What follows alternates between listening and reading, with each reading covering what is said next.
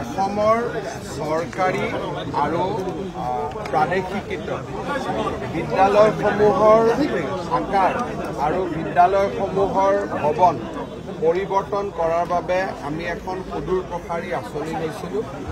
বৰ্তমান সমগ্ৰ অসমতে 500খন বিদ্যালয় ভৱন নতুনকৈ নিৰ্মাণ কৰাৰ এটা বিশাল আঁচনি চলি আছে। সেই আঁচনিৰ অন্তৰ্গত বেজেৰা উচ্চতৰ মাধ্যমিক বিদ্যালয়, এই বিদ্যালয়খন নতুন আকাৰত আমি জানুৱাৰী ডিচেম্বৰ মাহত উদ্বোধন কৰিম আৰু দুদিন পিছত লাহে লাহে অসমৰ প্ৰতিখন প্ৰাদেশিকৃত বিদ্যালয় আৰু চৰকাৰী হাইস্কুলৰ অৱস্থা আমি এনেকুৱা ভৱনলৈ ৰূপান্তৰ কৰিম। ছাৰ 500খন বিদ্যালয় ইতিমধ্যে কলাপতি বনোৱা হ'ব আৰু হোৱা নহয়, ইতিমধ্যে বিভিন্ন পৰ্যায়ত আগবাঢ়ি আছে। ছাৰ কিছু আমাৰ ডন বস্কো চেণ্ট মেৰিজতকৈ অসমীয়া স্কুলবিলাক দেখিব ভাল।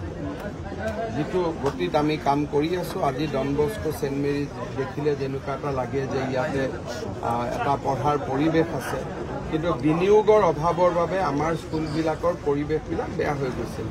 কোনোবা MP ফাণ্ডৰ পৰা 1 লাখ, MP ফাণ্ডৰ পৰা 5 লাখ এনেকৈ লৈ স্কুলবোৰ বেলেগ বেলেগ ধৰণে বনোৱা হৈছিল। এতিয়া আমি প্ৰতিখন স্কুলতে 8ৰ পৰা 10 কোটি টকা দি ভৱনবিলাক নতুনকৈ বনাইছোঁ। হাইস্কুল পৰ্যায়ত এই কামটো আমি কৰি আছোঁ। 4000 স্কুল আছে, এই বছৰ 500খন লৈছোঁ আৰু 500খনৰ বাবে আমি টকা পইচা যোগাৰ কৰাৰ কাৰণে চেষ্টা কৰি আছোঁ, যাতে টোটেল 1000খন আমি নিব পাৰোঁ। ভৱন বনালোঁ, শিক্ষক নিযুক্তি দিলোঁ, বাকী ফেৰ মাৰা কামটো শিক্ষক আৰু ছাত্ৰ অভিভাৱকৰ। মুখ্যমন্ত্ৰীৰ যিটো দায়িত্ব যে ভৱন দিব লাগে, শিক্ষক দিব লাগে, সুবিধা দিব লাগে, সেইখিনি আমি কৰি দিওঁ। বাকী অভিভাৱক, ছাত্ৰ, শিক্ষক সকলোৱে লগ লাগিলেহে এখন বিদ্যালয় হয়। অসমৰ চৰকাৰী আৰু প্ৰাদেশিকৃত বিদ্যালয়সমূহৰ আকাৰ আৰু বিদ্যালয়সমূহৰ ভৱন পৰিৱৰ্তন কৰাৰ বাবে আমি এখন সুদূৰ প্ৰসাৰী আঁচনি লৈছিলোঁ। বৰ্তমান সমগ্ৰ অসমতে 500খন বিদ্যালয় ভৱন নতুনকৈ নিৰ্মাণ কৰাৰ এটা বিশাল আঁচনি চলি আছে। সেই আঁচনিৰ অন্তৰ্গত বেজেৰা উচ্চতৰ মাধ্যমিক বিদ্যালয়, এই বিদ্যালয়খন নতুন আকাৰত আমি জানুৱাৰী ডিচেম্বৰ মাহত উদ্বোধন কৰিম আৰু দুদিন পিছত লাহে লাহে অসমৰ প্ৰতিখন প্ৰাদেশিকৃত বিদ্যালয় আৰু চৰকাৰী হাইস্কুলৰ অৱস্থা আমি এনেকুৱা ভৱনলৈ ৰূপান্তৰ কৰিম। ছাৰ 500খন বিদ্যালয় ইতিমধ্যে কলাপতি বনোৱা হ'ব আৰু হোৱা নহয়, ইতিমধ্যে বিভিন্ন পৰ্যায়ত আগবাঢ়ি আছে। ছাৰ কিছু আমাৰ ডন বস্কো চেণ্ট মেৰিজতকৈ অসমীয়া স্কুলবিলাক দেখিব ভাল।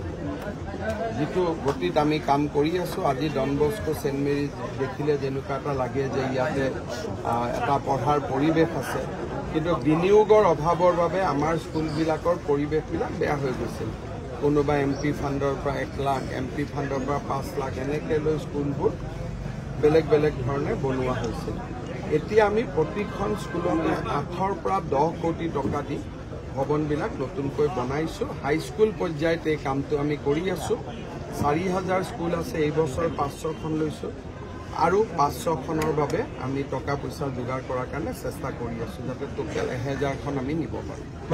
যিকোনো খবৰৰ বাবে যোগাযোগ কৰক 7099017330 অথবা 7099017900